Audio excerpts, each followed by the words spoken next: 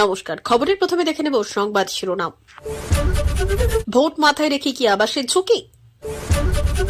2026-এর বিধানসভা নির্বাচনে টিকিট পাবেন কারা? তৃণমূলে নবজোয়ার ময়দানে নামছেন অভিষেক বন্দ্যোপাধ্যায়। সুপ্রিম কোর্ট তো বারণ করেনি জামিন দিতে, সন্দীপ ঘোষকে পাল্টা বিচারক বললেন। বেলডাঙ্গায় তো সংঘর্ষ হয়নি, পুলিশকে প্রশ্নবাণে বিদ্ধ করে বিস্ফোরক শুভেন্দু। অভিজিৎ গঙ্গোপাধ্যায়ের চিঠিতেই হলো কাজ, 6 কোটি টাকায় তৈরি হচ্ছে নতুন স্টেশন। রাজ্যে একজন ফুল টাইম পুলিশ মন্ত্রী চাই, অভিষেককে নিয়ে বিস্ফোরক হুমায়ুন কবির। দুই রাজ্যে ভোটের মাঠে শুভেন্দু অধীর। সব থেকে খারাপ, রামপুরহাটে গিয়ে রণংদেহী তৃণমূল সাংসদ শতাব্দী রায়, হঠাৎ কি হলো? চরম বিপাকে বিজেপি, আসছি বিস্তারিত খবরে। বাজেট তথ্যই বলছে রাজ্যে যত্র আয় তত্র ব্যয়, তার উপর রয়েছে সামাজিক অনুদান, প্রকল্পগুলির বিপুল চাপ। সেসব সামলে আবাস প্রকল্পের পুরো আর্থিক ভার সামলানো রাজ্যের পক্ষে যে কঠিন তা নিয়ে তেমন দ্বিমতই প্রশাসনের অন্তরে। আধিকারিকদের একাংশের কৌতূহল, 2026 সালে বিধানসভা নির্বাচনকে মাথায় রেখেই কি এই ঝুঁকি নিতে চাইল নবান্ন? লোকসভা হোক বা বিধানসভা, প্রায় প্রতিটা ভোটের আগেই উপভোক্তাদের আর্থিক সুবিধা দানে কিছু না কিছু করেছে মমতা বন্দ্যোপাধ্যায় সরকার। যেমন লোকসভা ভোটের কিছু সময় আগে লক্ষ্মীর ভান্ডারের উপভোক্তাদের আর্থিক অনুদান বেড়েছে। এইভাবে কৃষক বন্ধু, পড়ুয়া ঋণ কার্ড, স্বাস্থ্য সাথী ইত্যাদি অনেক প্রকল্পই ঘোষিত বা তার পরিধি বৃদ্ধি হয়েছিল নির্বাচনকে সামনে রেখেই। 2026-এর রাজ্যে বিধানসভা ভোট, তাই রাজনৈতিক পর্যবেক্ষকদের একাংশের ধারণা সেই ভোট মাথায় রেখেই রাজ্যের প্রায় 11 লক্ষ পরিবারের বাড়ি তৈরির আর্থিক ভার নিয়েছে রাজ্য। রাজ্যসভার সাংসদ তথা রাজ্য বিজেপির মুখপাত্র শ্রমিক ভট্টাচার্যের কথায়, সম্পদ কর্মসংস্থান সৃষ্টি, নিজস্ব আয় বৃদ্ধির দিকে নজর দিলে অর্থনীতি চাঙ্গা হয়। এই রাজ্যে তা ঠিক উল্টো, শুধু ব্যয় আয় সংস্থান নেই। তবুও 2026-এর নির্বাচনকে সামনে রেখেই এই ঘোষণা করছে রাজ্য সরকার, তা অনেকটা সেফটি ভালভের মতো। সিপিএম এর কেন্দ্রীয় কমিটির সদস্য সুজন চক্রবর্তীর বক্তব্য, প্রতিটা ভোটের আগেই এই রাজ্য সরকার তথা শাসক দল একটা করে প্রকল্প নেয়। এতে মানুষের মূল সমস্যার সমাধান হচ্ছে না, উপভোক্তা একটা শ্রেণী তৈরি করা হচ্ছে, নাগরিকদের অধিকারের জায়গাকে অনুগৃহীতের পর্যায়ে নামিয়ে আনা হচ্ছে। সামাজিক উন্নয়নের ভাবনার সঙ্গে এটা মেলে না। প্রদেশ কংগ্রেস নেতা অমিতাভ চক্রবর্তীর মতে, এতে কিছু মানুষের কাছে আর্থিক সুবিধা পৌঁছেছে হয়তো, কিন্তু দুর্নীতি বন্ধ হচ্ছে না, আবার মানুষের জন্য আয় রাস্তাও খুলছে না। যদিও প্রধানমন্ত্রী পঞ্চায়েত মন্ত্রী প্রদীপ মজুমদারের কথায়, বাজেট তো মানুষের জন্যই, সারা বছরই কিছু না কিছু করা হচ্ছে, নির্বাচন তো থাকবেই, তাতে অসুবিধে কোথায়? কেন্দ্র তো সব সম্পদ বিক্রি করে দিচ্ছে, আমরা তো করছি না। তার প্রশ্ন, প্রধানমন্ত্রী তো বলেছিলেন প্রত্যেকের মাথায় ছাদ হবে, তার কি হলো? চলতি বছরের বাজেটে যে তথ্য সরকার তুলে ধরেছিল, তাতে রাজ্যের মোট আয় হওয়ার সম্ভাবনা 3,36,114 কোটি টাকা, খরচ ধরা হয়েছে 3,36,116 কোটি টাকা। ওই তথ্য বলছে রাজ্যের রাজস্ব ঘাটতির সঙ্গে পাল্লা দিয়ে বাড়ছে ঋণ পরিশোধের পরিমাণ।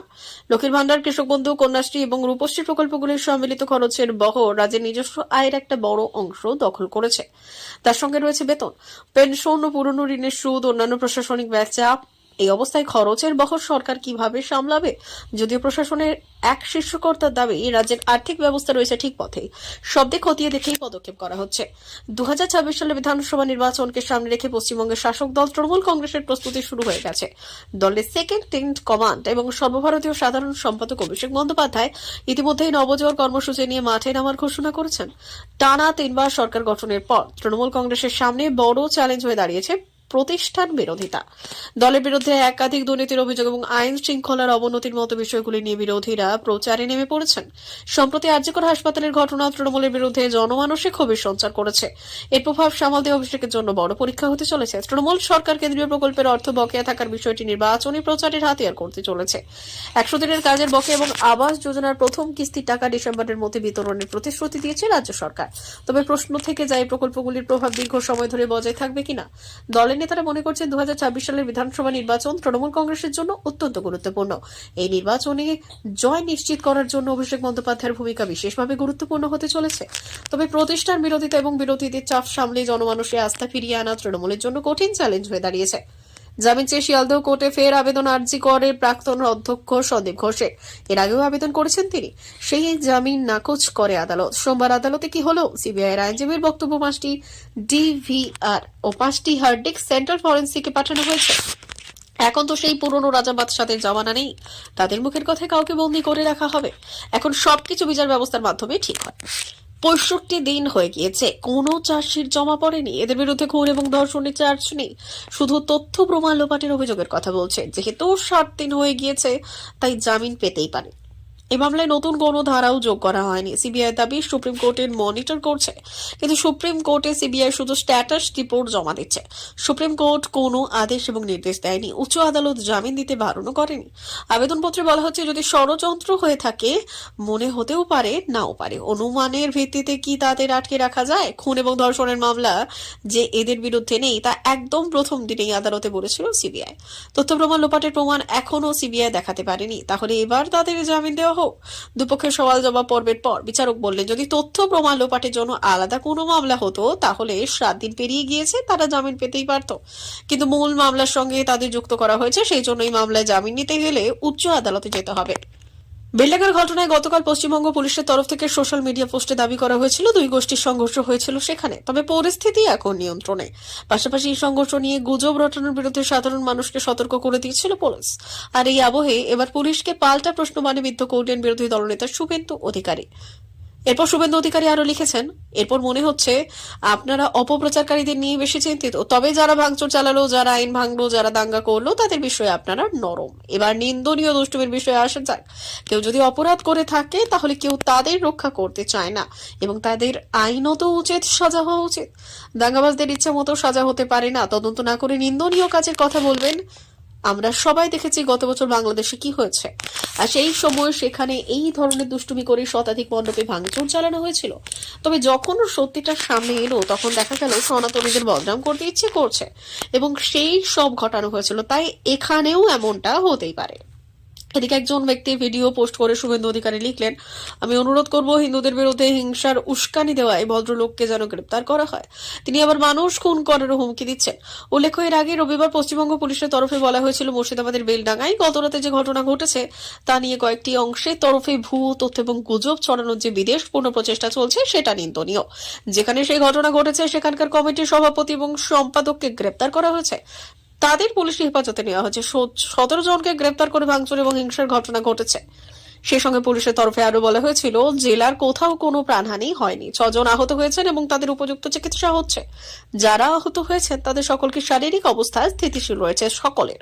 পুলিশ কড়া নজর রেখেছে শান্তি বিঘ্নিত করতে যাচাই না করে সোশ্যাল মিডিয়ায় যে তথ্য এবং পরিসংখ্যান ছড়ানো হচ্ছে। দীর্ঘ কয়েক বছরের দাবি মেনে চালু হচ্ছে নতুন হল স্টেশন। আগামী বছরের এপ্রিল মাসের মধ্যেই কাজ শুরু হবে, কাজ জানালেন বিজেপি সাংসদ অভিজিৎ গঙ্গোপাধ্যায়। তমলুকের রাজকোটা ও পাঁশকুড়ার রঘুনাথবাড়ি রেল স্টেশনের মাঝে নীলকণ্ঠায় নতুন স্টেশন করার জন্য স্থানীয় বাসিন্দারা দীর্ঘদিন ধরে দাবি জানিয়ে আসছিলেন। 2014 সালের 10 ফেব্রুয়ারি নীলকণ্ঠায় হল স্টেশন করার অনুমোদন দিয়েছিল রেলকোর্ট দপ্তর, কিন্তু তা নিয়ে টালবাহানা চলছিল বলে অভিযোগ। স্থানীয় বাসিন্দারা হল স্টেশনের দাবিতে গত কয়েক বছর ধরে আন্দোলন চালিয়ে আসছিলেন। চলতি বছরের জানুয়ারি মাসে রেলের তরফ থেকে স্টেশনের জন্য জায়গা চিহ্নিত করে মাপঝোপ করা হচ্ছিল, তবে স্টেশনের জন্য কোনো অর্থ বরাদ্দ হচ্ছিল না। তমলুকের সাংসদ অভিজিৎ গঙ্গোপাধ্যায়ের কাছে বিষয়টি জানিয়েছিলেন আন্দোলনকারীরা। এরপর সাংসদ গত অগস্ট মাসে রেল দপ্তরের কাছে চিঠি দেন। দক্ষিণ পূর্ব রেলের জেনারেল ম্যানেজার অনিল কুমার মিশ্র গত 18 সেপ্টেম্বর তমলুকের সাংসদকে চিঠি দিয়ে জানালেন নীলকণ্ঠায় প্যাসেঞ্জার হল স্টেশনের ব্যাপারে রেল বোর্ড অনুমোদন দিয়েছে। এর জন্য 6,05,735 টাকার আর্থিক অনুমোদন দেওয়া হয়েছে।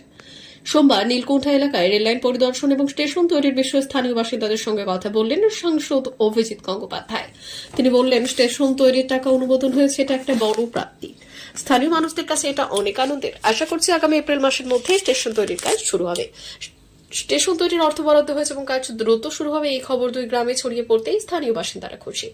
অভিষেক বন্দ্যোপাধ্যায়কে নিয়ে ফের মুখ খুলতে ভরতপুরের তৃণমূল বিধায়ক হুমায়ুন কবির। সপ্তাহখানেক আগেই তিনি বলেছিলেন অভিষেক বন্দ্যোপাধ্যায়কে উপমুখ্যমন্ত্রী করা হোক, তাকে স্বরাষ্ট্র দপ্তরের দায়িত্ব দিলে রাজ্যে ভালো হবে। এবার ফের সেই কথাই বললেন তৃণমূল বিধায়ক। এদিকে হুমায়ুন কবির পুলিশের বিরুদ্ধে আঙুল তুলেছেন শুধু নয়, বরং তিনি চাইছেন একজন ফুল টাইম পুলিশ মন্ত্রী। বর্তমানে রাজ্য স্বরাষ্ট্র দপ্তর রয়েছে খোদ মুখ্যমন্ত্রীর হাতে, আর সেই দপ্তর অভিষেক বন্দ্যোপাধ্যায়কে দেওয়ার মতোই গুরুতর দাবি তুললেন হুমায়ুন কবির। হুমায়ুন কবির কি বিরোধীদের হাতে অস্ত্র তুলে দিলেন না? বিরোধীদের বক্তব্য হলো এই প্রশাসন আইন শৃঙ্খলার দিকে নজর দিচ্ছে না, তাই মহিলাদের উপরে অত্যাচার থেকে শুরু করে আইন শৃঙ্খলার অবনতি হচ্ছে। পুলিশের ভূমিকা নিয়ে প্রশ্ন তুলছেন তারা। সেই সুরের সঙ্গে হুমায়ুন কবিরের সুর মিলে যাচ্ছে। হুমায়ুনের বক্তব্য নিয়ে বিজেপি নেতা সচল ঘোষ বললেন, একটা পূর্ণ সময়ের জন্য পুলিশ মন্ত্রী চাই, এই কথাটার মধ্যে কোনো ভুল নেই। কিন্তু পুলিশ যদি শৃঙ্খলা পরায়ণ হয় এবং দায়িত্ব পরায়ণ হয় তাহলে তাদের উচিত প্রথম হুমায়ুন কবিরকে গ্রেপ্তার করা, কারণ ওই লোকটা যে সাম্প্রদায়িক উস্কানিমূলক কথা বলছে তা মোহাম্মদ গজনী ছাড়া আর কেউ এরকম কথা বলেনি। একজন রাজ্যের বিরোধী দলনেতা, অন্যজন কিছুদিন লোকসভায় বৃহত্তম বিরোধী দলনেতা ছিলেন। এখনো কংগ্রেসের ওয়ার্কিং কমিটির সদস্য বাংলার দুই নেতা শুভেন্দু অধিকারী এবং অধীর চৌধুরী এবার দেখা যাচ্ছে বাইরের দুই রাজ্যে বিধানসভা ভোটের প্রচারে। মারাঠা ভূমির বাঙালিদের সামনে এদিন বিজেপির হয়ে নিবিড় প্রচার সেরেছেন শুভেন্দু। গিয়েছিলেন মুম্বাইয়ের সিদ্ধি বিনায়ক মন্দিরে পুজো দিতেও। দাদারে বিজেপির কার্যালয়ে জাগ্রত বাংলা শীর্ষক একটি আলোচনা সভায় গিয়ে রাজ্যের বাংলা ভাষীদের একজোট হতে আবেদন করেছেন তিনি। পরে পুনেতে একটি সভায় গিয়ে ইন্ডিয়া জোটকে এক হাত নিয়েছেন। পরিবারতন্ত্র দুর্নীতির প্রসঙ্গ তুলে শুভেন্দুর অভিযোগ, ইন্ডিয়া জোট দেশকে দুর্বল করার চেষ্টা করছে। বাংলার প্রদেশ কংগ্রেসের মুখপাত্র সৌম্য আইচ রায় যদিও পাল্টা বলেছেন। শুভেন্দু পরিবারতন্ত্রের কথা বলার সময় শিশিরবাবু শুনতে পেয়েছেন কি নির্বাচনী বন্ডে যারা কোটি কোটি টাকা তুলেছে, দুর্নীতির গরু ঠাকুরদের সেই দলে গিয়ে তিনি দুর্নীতির কথা বলেছেন। ঝাড়খণ্ডে বিশেষ দায়িত্ব রয়েছে শুভেন্দু। পশ্চিম রাজ্যে এর আগেও একাধিক জায়গায় তিনি প্রচার করেছেন। রাজ্য বিজেপির অন্যতম সাধারণ সম্পাদক অগ্নিমিত্রা পাল আর জ্যোতির্ময় সিং মাহাতোরাও সেই রাজ্যে প্রচারে সময় দিচ্ছেন। পাশাপাশি কংগ্রেসের অধীর লোকসভার বিরোধী দলনেতা রাহুল গান্ধী ঝাড়খণ্ডের মুখ্যমন্ত্রী হেমন্ত সোরেনের সঙ্গে ভোটের সভা করেছেন। আসন্ন বিধানসভা নির্বাচনকে পাখির চোখ করেই এখন থেকে একের পর এক গুটি সাজাতে শুরু করেছে রাজনৈতিক দলগুলি। তালিকায় রয়েছে তৃণমূলের হেভিওয়েটরাও। সোমবারই রামপুরহাটে বুথ কর্মীদের নিয়ে একটি সম্মেলনের আয়োজন করা হয়েছিল, আর সেখান থেকে তৃণমূলের নেতাকর্মীদের উপর ক্ষোভ উগড়ে দিয়েছিলেন বীরভূমের তৃণমূল সাংসদ শতাব্দী রায়। তিনি বলেছিলেন, বীরভূমের মধ্যে সব থেকে খারাপ রেজাল্ট হয়েছে রামপুরহাটের, অথচ এখন আশিস বন্দ্যোপাধ্যায়ের মতো সিনিয়র একজন নেতা রয়েছে। তা সত্ত্বেও এই শহরে এত খারাপ ফল হলো কিভাবে তা বোঝা সম্ভব হচ্ছে না। একই সাথে দলের অন্যান্য নেতাকর্মীদের উদ্দেশ্যে শতাব্দী বলেছেন, অন্যদের ফল ভালো হয়েছে না খারাপ হয়েছে দেখে নিজেদের ফলটা আগে ভালো করে দেখতে হবে। প্রসঙ্গত রামপুরহাট কেন্দ্রকে বরাবরই তৃণমূলের শক্ত ঘাঁটি করতে দেখা যায় এবং হিসেবে ধরা যায়। রাজ্যে ক্ষমতায় আসার আগে থেকে এই রামপুরহাট তৃণমূলের দখলে রয়েছে, কিন্তু তারপরেও আজ পর্যন্ত এই রামপুরহাটে কখনো ভালো রেজাল্ট হয়নি তৃণমূলের। একই সাথে 2026 বিধানসভা নির্বাচন নিয়ে আগাম সতর্কবার্তা দিয়ে শতাব্দীর হুঁশিয়ারি, 2026 সালে হেরে গেলে চলবে না, এখানে ভালো ফল করতেই হবে। তবে এই দিন শতাব্দী রায় আশিস বন্দ্যোপাধ্যায়ের নাম করে সতর্ক করলেও এটিকে ব্যক্তিগত আক্রমণ বলে মনে করছেন না বিধায়ক নিজেও। বিক্ষোভ চলছে বিজেপি শাসিত মণিপুর। রাজ্যের বাংলাভাষী অধ্যুষিত জেলা জিপি বামের পরিস্থিতি আরও খারাপ হলো। নিরাপত্তা বাহিনী এবং একটি জনতার মধ্যে সংঘর্ষের সময়গুলিতে একজন বিক্ষোভকারী নিহত হয়েছেন বলে পুলিশ সোমবার জানিয়েছে। সোমবার বিশেষ বৈঠক রেখেছেন মুখ্যমন্ত্রী, তবে বৈঠক কোথাও স্পষ্ট নয়, কারণ গত কয়েকদিন ধরে তিনি গোপন স্থানে আছেন বলে এই রাজ্যের একাধিক সংবাদ মাধ্যম জানিয়েছে। জাতিসংঘর্ষের রেস ধরে রাজ্যের দুই প্রধান জনগোষ্ঠী মেইতের এবং কুফি দু তরফের সমর্থন জানিয়েছে বিজেপি সরকার। গত 11 অক্টোবর বাংলাভাষী অধ্যুষিত জিরিবাম জেলায় 11 জন জঙ্গিকে খতম করার দাবি করা হয়। নিহতরা কুকি গোষ্ঠীর। দাবি উড়িয়ে কুকি সংগঠনের দাবি ভুয়ো সংঘর্ষে ওই যুবককে খুন করা হয়েছে। প্রিয় দর্শক, আমাদের চ্যানেলের নিয়মিত ভিডিও পেতে চ্যানেলটি সাবস্ক্রাইব করুন। ধন্যবাদ।